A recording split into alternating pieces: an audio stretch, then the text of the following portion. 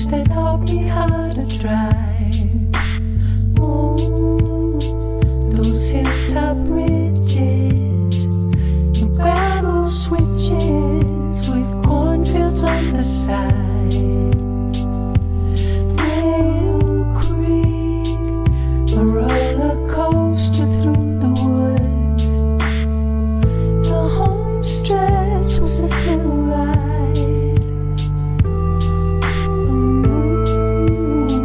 Round that last bend of Sheffield Road, the view would open up, treetops for miles. Every day after school, my bus ride through the countryside taught me how to fly. We fly down that hill, going way too fast. Break for the turn off, just in the nick of time. The bus driver with the lead foot, she'd always got it just before we hit the dip. No seatbelts, so kids go flying. We catch air and catch us smiling in the rearview mirror. Every day after school, my bus ride through the countryside taught me how to fly. We fly down that hill, going way too fast. Break for the turn off, just in the nick of time. Every day after school, my bus ride through the countryside taught me how to fly. We fly down that hill, going way too fast. Break for the turn off, just in the nick of time. Ooh, I'm still flying down those country back roads in my sleep.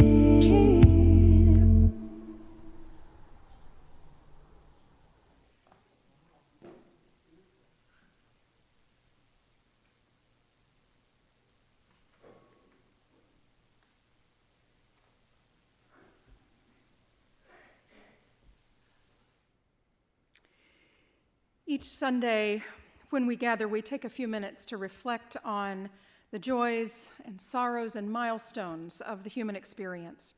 We do this so that we stay in touch with our own humanity.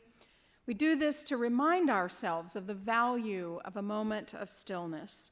And we do this so that no one among us is alone, either in celebrating a joy or in facing the burdens of life. We celebrate the long life of former FUS member Richard Hensey. His memorial service was held here yesterday, and the flowers you see are from his family.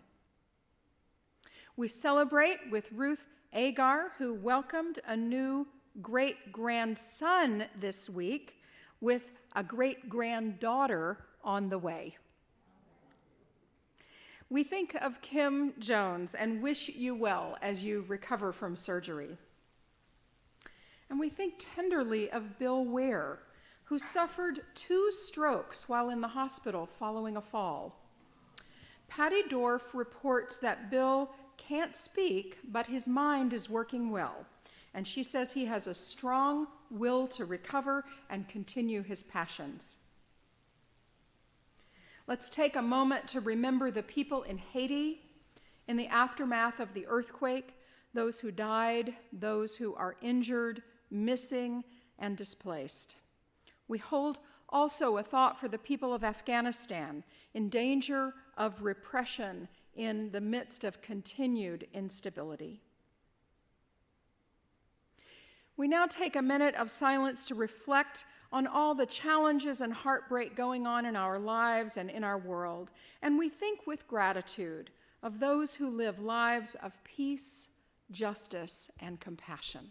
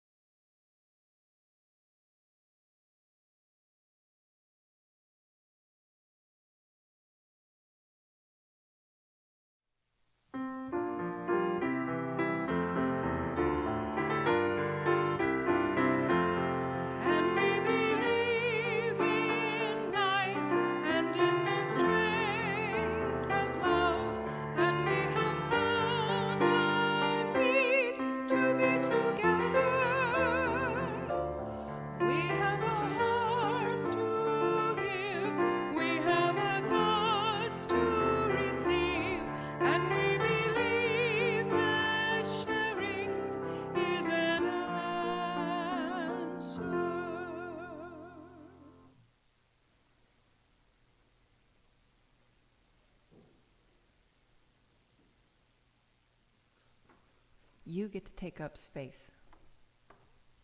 You deserve to be here. And actually, we need your unique brilliance and beauty in the world. A haiku inspired by the 1992 Sean Connery movie Medicine Man. Bug in the sugar, nothing can recreate you. Peak 37. Don't matter who told you that you don't belong, 'cause you know that was wrong. It don't matter who told you that you don't belong. You deserve to be here. You know that was wrong. You deserve to be here. So come on, sing your song.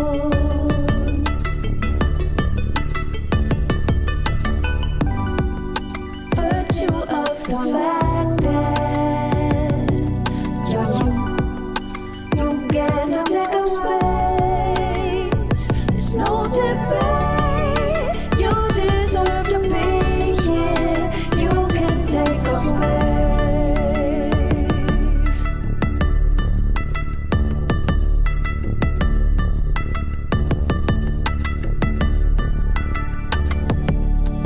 Oh, so long ago, someone told me I was in the wrong. I was in the wrong line so long ago now. I don't remember anymore, but someone told me I was in the wrong line. Oh, so long ago, someone told me I was in the wrong. I was in the wrong line.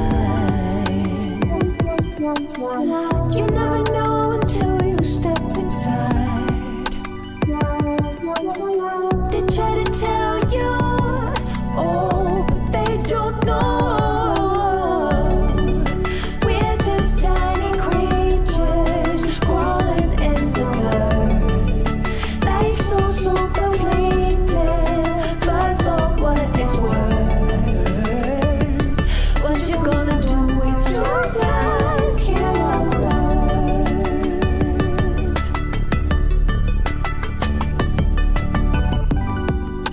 Virtue of the fact that you're you, or that you're here at all. Creature core, you deserve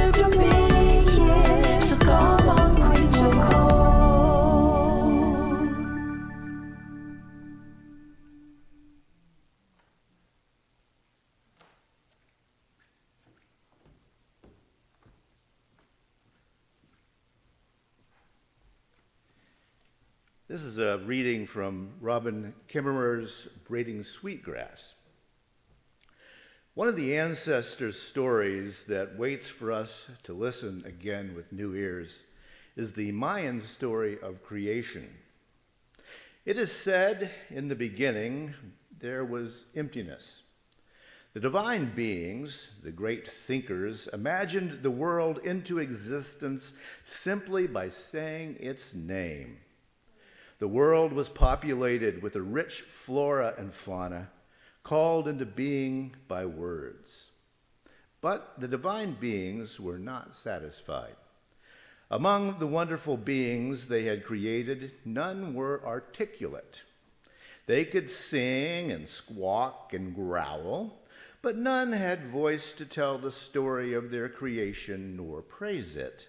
So the gods set about to make humans. To this end, they carved a man from wood and a woman from the pith of a reed. Oh, these were beautiful people, lithe and strong. They could talk and dance and sing. Clever people, too. They learned to use the other beings, plants and animals, for their own purposes. They made many things, farms and pottery and houses and nets to catch fish. As a result of their fine bodies and fine minds and hard work, these people reproduced and populated the world, filling it with their numbers.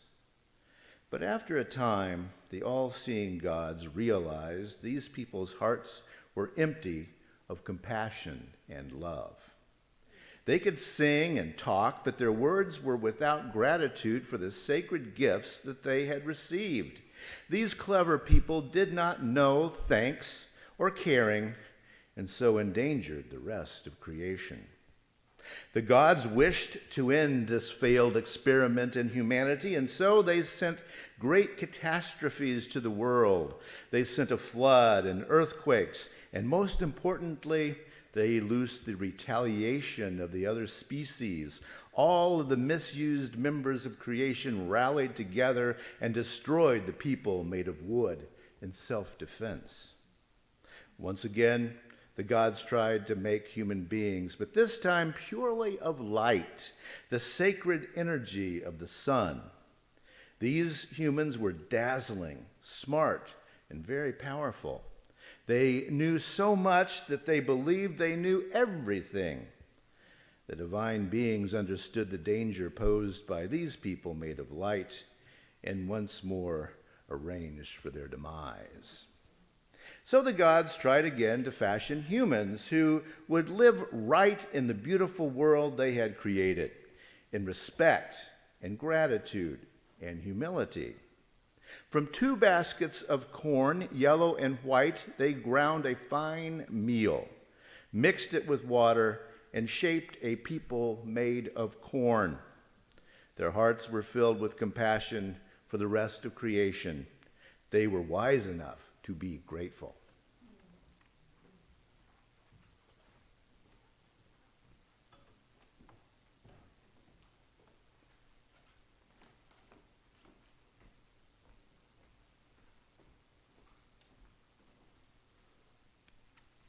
Thank you, David, as always, for your wonderful voice. Thanks also to Jacob for finding Abby, who created the music today. And it's very good to be in front of everybody here again today. I do miss my father, who normally has been here for my talks. This is the first time he's not with us. So at the end of the Mayan creation story that Robin Kimmerer retells in Braiding Sweetgrass, she asks why it might be that people of corn are said to inherit the earth. Quote, "Could it be that people of corn are beings transformed? For what is corn, after all, but light transformed by relationship? Corn owes its existence to all 4 elements: earth, air, fire, and water. And corn is the product of relationship not only with the physical world, but with people too." She suggests that it is in these reciprocal acts of creation that we develop a sustainable humanity. And that's what I want to talk about today. The stories I've been learning about how we create sustainable humanity in relationship. The good news about our ability to transform together. One of the beautiful things I get to do as publisher of Minnesota Women's Press is showcase stories about the solutions people are figuring out together. Our June issue was about Reconstruction. We asked the question, how are we going to emerge with sustained intention from this period in time, this renewed energy toward racial justice and equitable reform, and also rebuild from the losses of the pandemic? After the Civil War, there were a few years of intent to bring more people of color into power, into developing policy that would serve everyone's rights. The effort lasted about 10 years, then fell apart because of the pushback. As Heather Richardson Cox has written in her amazing Letters from an American blog, opponents of Reconstruction in the late 1800s claimed Black voters were attempting to redistribute wealth by using government funds to build schools, hospitals, and other public services, and to offer land to newly freed people. Imagine that. The New York Daily Tribune at the time bluntly put it this way, quote, "The most intelligent, the influential, the educated, the really useful men of the South, deprived of all political power, are taxed and swindled by the ignorant class, which only yesterday hoed the fields and served in the kitchen." It is easy for all of us to slide into thinking that there are a few individuals, including ourselves, who are smarter and more capable than other people at deciding what our communities need. I believe that unless we learn how to adjust that thinking, we will remain stuck in the same patterns that derailed the last Reconstruction. I believe in the responsibility of pushing back on the pushback, working together to support the policies and funding that puts human beings, including our inevitable challenges and traumas, at the center. One of my favorite stories this year appeared in the Reconstruction issue. It is related to the Solace Apartments in St. Peter. 3 women told us the story in their own words. Nearly 10 years ago, a treatment facility doctor and a district judge in southwest Minnesota recognized that drug court participants were struggling. The women especially would enter recovery programs, graduate, then have nowhere to go, lacking support, transportation, childcare, and would sometimes return to unhealthy relationships out of economic necessity. Participants with criminal backgrounds based on substance abuse issues would have a hard time qualifying for rental housing. Recovery program graduates had demands on their time, such as getting to outpatient treatment, meeting probation requirements, juggling employer expectations, and sometimes resuming parenting. These 2 women recognized that independent, stable housing was needed with services and a landlord that understood their situations. A number of community partnerships were brought together to meet the needs of people in recovery. Today, Solace Apartments in St. Peter operates as a housing first model, which prioritizes housing as a key factor in stability and does not require participants to consistently remain sober in order to live there. Solace has 30 units and a lengthy wait list. Funding is needed for more like it. Part of the story of Solace was told by a resident, April, who is a young mother of 3 girls under the age of 10. This is how she explains some of her story. Quote, "A person might assume that I was most vulnerable while being unsheltered and addicted to meth. Honestly, I felt most vulnerable when my chaotically packed psychological boxes were being dumped out during therapy. There were new coping mechanisms for anxiety and confusion, mixed with the intense novelty of feeling true emotions without the buffer of substance abuse. I was raw, and it was hard. When I moved into my space at Solace, I had no driver's license, my vehicle was impounded, and I did not have custody of my children full time. I was desperate to make sense of how I ended up in the place I was in life. I was grieving so many losses, including the deportation of my husband. I was incredibly vulnerable. April relapsed, but was not kicked out of her housing. The people there were on her side. We also featured a recorded conversation with April on our website. She's given me permission to share some of that with you here. I started painting, and I had no confidence in that area whatsoever. Very insecure about my paintings and my mistakes, and I would always want to just toss the canvas in the garbage when I felt like I had ruined it. And his big thing was just coaching me and the other residents and people who were participating. Don't throw it away. Just add another layer, do something with this, or, and he would never let us give up on the art. And that spilled over into my personal life in such a big way, like to make these mistakes and build confidence through the mistakes and making something beautiful out of them was just amazing. And I got to teach that to my kids. And I've come so far because of all of these pieces. It was very humbling to just be able to go through what I went through and have all of these resources right there, to the point where it's literally knocking on my door if I didn't show up to outpatient. It broke me a lot of codependency issues, which is also something that isn't talked about enough. Women in recovery and codependency, drugs and men. But holy cow. And so now I'm like this independent person, and I'm on the board of directors for the Southwest Minnesota Housing Partnership, and I've spoken at Congress. With long-term homelessness and recovery, there tends to be a big struggle between having that sober time and coming out of inpatient, and then not having a secure place to go. You're very, very vulnerable in the beginning. And I believe that the main objective with Solace is to end that cycle of homelessness and relapse.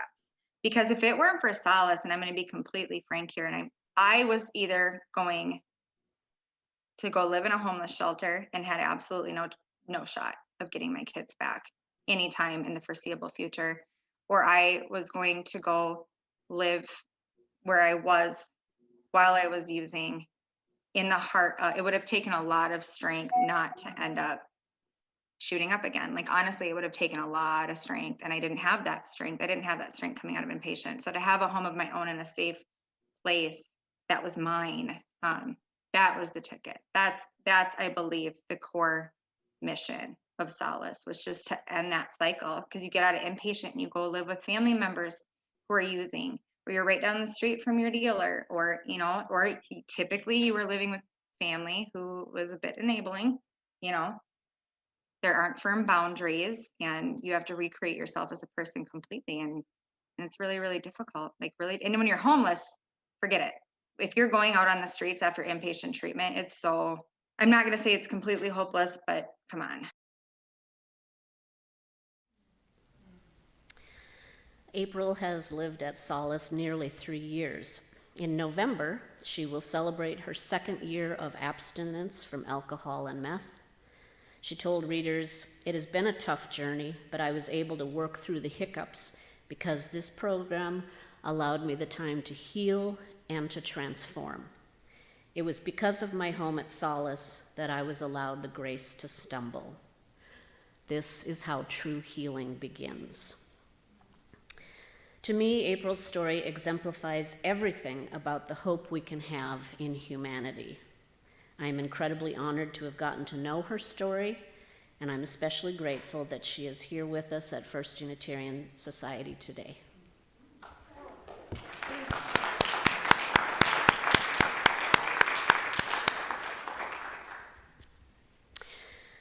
I also have thoroughly enjoyed getting to know Angela Dawson, who runs the 40-acre co-op hemp farm in central Minnesota as part of a co-op system she is building for Black farmers like herself. We had an extensive conversation with her last fall. I was invited to a lovely Juneteenth celebration at her place in Sandstone, and she was part of a recorded conversation about our most recent issue topic, healthy ecosystems.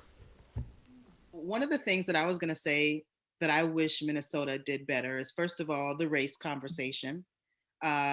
We have so many racial disparities when it comes to everything from economics to housing to education to farming that, there's a lot of conversation that needs to happen there. But I do bring up those conversations. And I did want to pop in a quick story. So I've been here in northern Minnesota in Pine County, that's 93% white, mostly men, right? And mostly farming white guys. And I'm here doing this hemp farm, and the most aggressive bad boy Trumpster in this community has asked me to be his kid's godmom. I don't know why. I'm still trying to figure it out.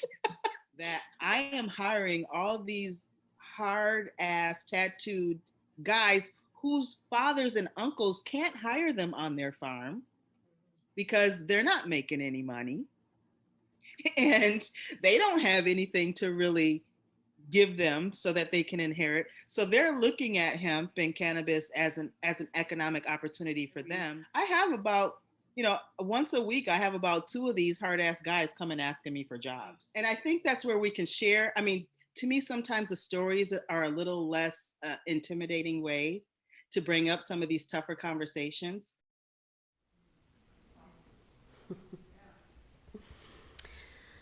Now that I've been leading the coverage of Minnesota Women's Press for 3.5 years, and as we prepare to determine our themes for 2022, I can tell you a few of the focal points that I envision for our future. One is about why our state needs to apply a racial equity lens to our policies. Tawana Black of the Center for Economic Inclusion is among a group trying to influence the legislature to apply a racial equity scorecard to any funding that they make decisions about. Another focus will be about how we can better support the buy local path, including creative approaches to developing community co-ops and supporting social entrepreneurs. I wrote a story recently based on a town hall meeting that Senator Amy Klobuchar had with independent small business owners around the country. The story pointed out that Amazon, for example, earned $26.9 billion in the first 12 months of the pandemic. It equaled Amazon's profits from 2016 through 2019. One of the women at the town hall was Angela, who is co-founder of the Minneapolis bookstore Moon Palace. The bookstore was helping to feed people who became unhoused during the pandemic. After George Floyd was murdered by officers from the nearby 3rd Precinct, the owners expanded to donate food to protesters. As Angela pointed out in the town hall meeting, Amazon was squeezing independent bookstores even before the pandemic.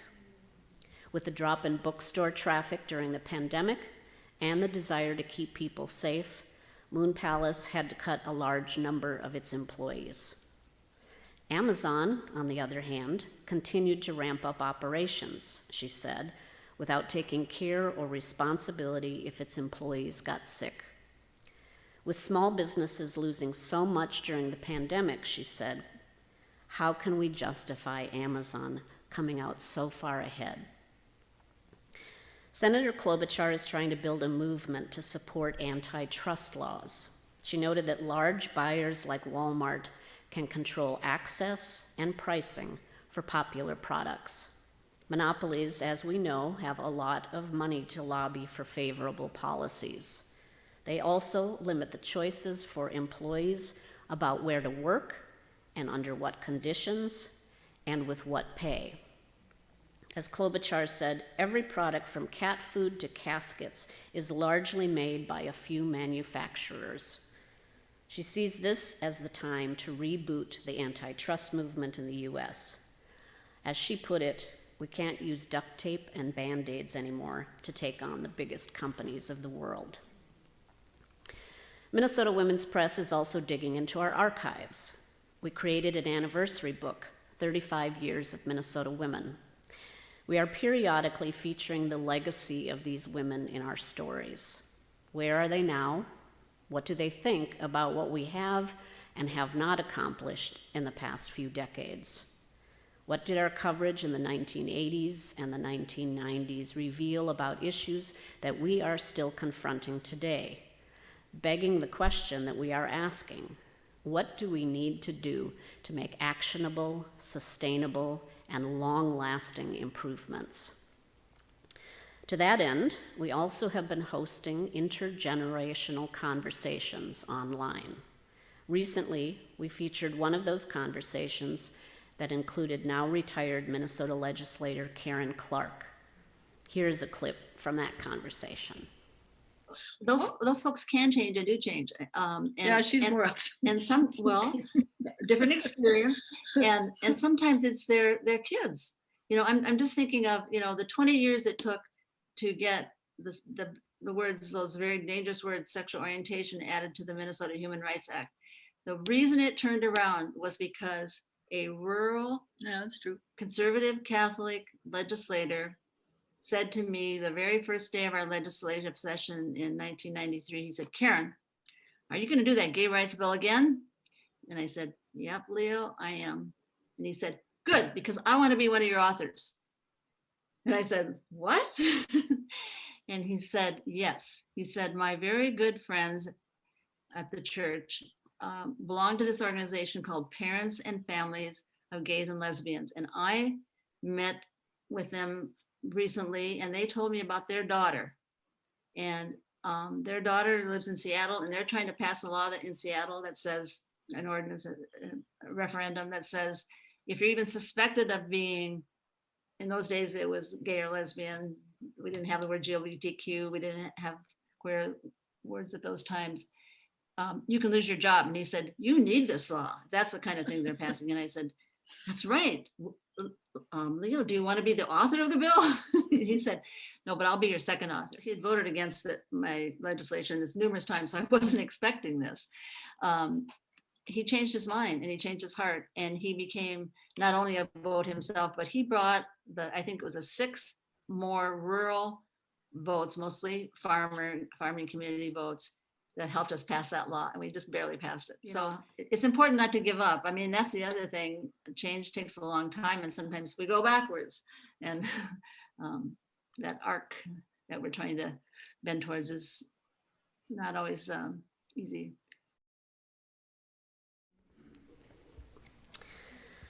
Minnesota Women's Press also will be working to increase our coverage about mental health issues, and has recently launched a Transforming Justice newsletter.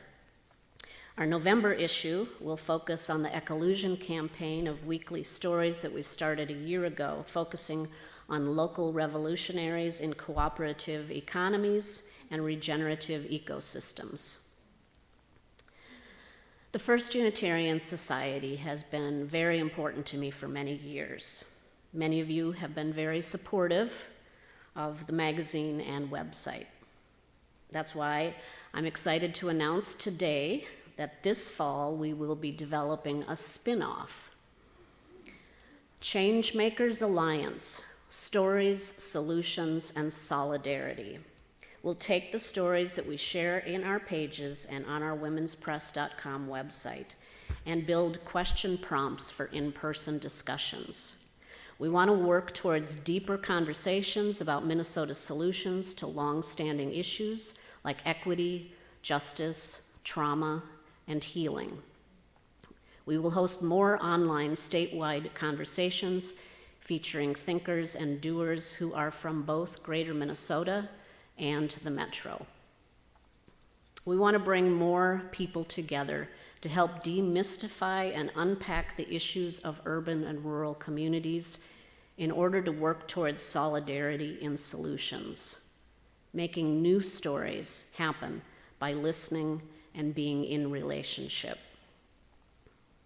Every month, Minnesota Women's Press has a different theme, and we uniquely feature first-person narratives. This gives us the opportunity to work with about 100 different people every year on stories from direct experiences. Future stories will be driven by two things that I have been learning about from our readers and writers. One, fear drives many issues that we are stuck in today. We want to peel more of this back in these community discussions that cross boundaries. Inspiration from this comes from one of our columnists, who some of you know, Ellie Krug, as well as Renee Hansen, who I recently got acquainted with after writing about her wonderful book, Watershed. She grew up in northern Minnesota, taught many immigrant students, and cares deeply about climate issues. Here is some of what Renee told us in a recent conversation. I want to add one more thing, which is about fear. I know that my Republican friends are also afraid of the climate and other disasters, but sometimes the fear is too big to manage, and we on the left tend to pick one thing we think will fix it. Like, if we could just stop Keystone, we stop that. Now, okay, if we can just do this, or if we can just elect this person. Because it's so big, it's really hard to get through the nights unless you have one thing that you think you can fix. And I support us all doing one thing, because we can't do everything. But my relatives also are afraid, but they don't want to say that. And the one thing they often pick is their faith, or I think it's often their faith, but something. How can we help people face this fear without freezing? Any wisdom that anybody has about how we can do that? I think part of it is forming community with each other, so that we're talking to each other will help each of us face it. But how do we help all, even those who it's so deeply ingrained in their fear cells that they can't say it?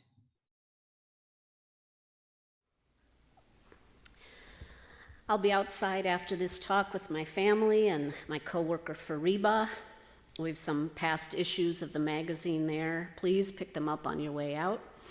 I also have my business cards there if you want to reach out to learn more about any of the things that I talked about today, including how to become part of the Changemakers Alliance. Fariba also has some of our 35th anniversary book available for purchase. And April is here if you want to learn more about the Housing First model at Solace. Before we part ways today, I want to share the second thing I am learning from the great conversations I have every week. A few years ago, I got to speak with Robin Kimmerer to a classroom of kids. She's a native writer from upstate New York who I greatly admire, and I'm always grateful to Jim Fody for introducing me through one of his talks here to her book, Braiding Sweetgrass. From that book, I have a quote that will guide the work of Minnesota Women's Press for as long as I can steward it through these times. It speaks of the proactive and relationship-building approach of people I am getting acquainted with, like the ones we got acquainted with here today. To me, this quote is about the depth of our influence on each other through time and space. It's a concept we explore in the upcoming September issue about time. This is how Robin Kimmerer puts it. We need to unearth the old stories that live in a place and begin to create new ones. For we are story makers, not just storytellers. All stories are connected, new ones woven from the threads of the old. We are story makers, not just storytellers. We are beings transformed in relationship with each other. I see that spirit alive here at First Unitarian Society and in Minnesota, listening to the actual issues from real people in order to create solutions, to make new things happen. Our stories lead to new stories, derived from everything that came before. Thank you.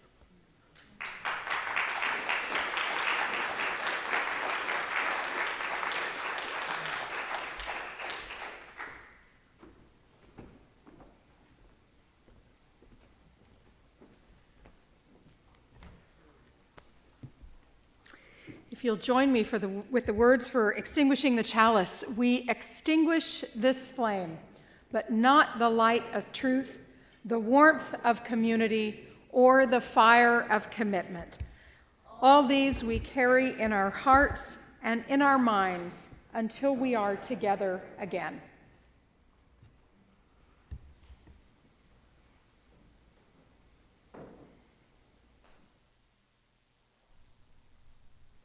Where is the door to the tavern?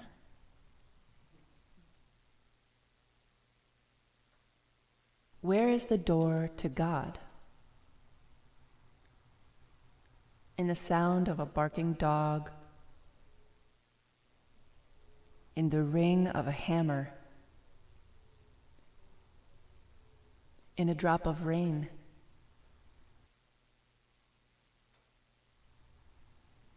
in the face of everyone I see.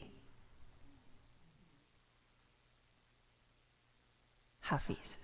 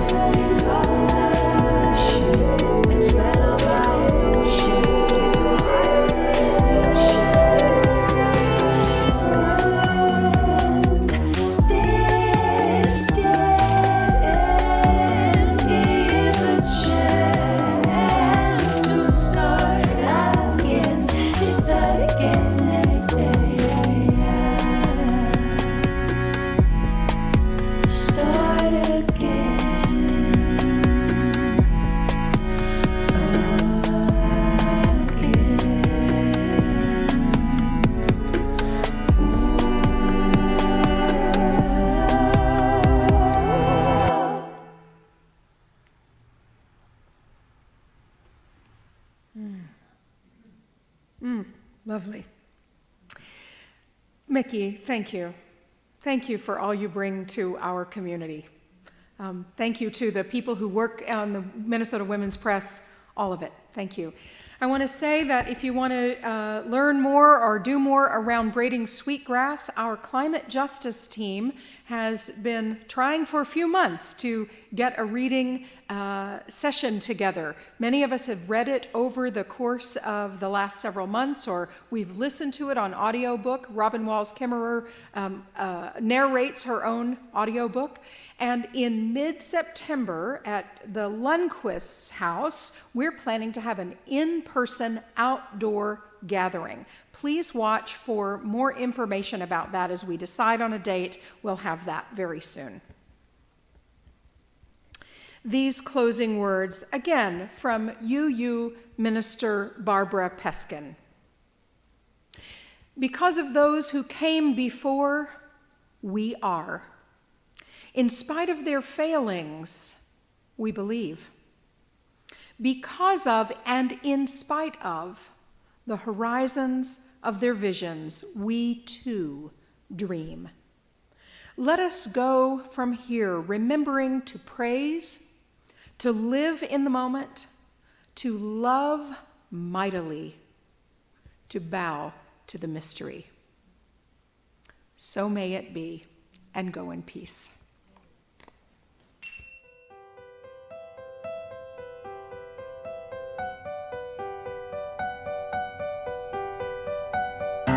Thanks for listening. You can find much more about humanism and what's happening at First Unitarian Society in Minneapolis by visiting our website at firstunitarian.org.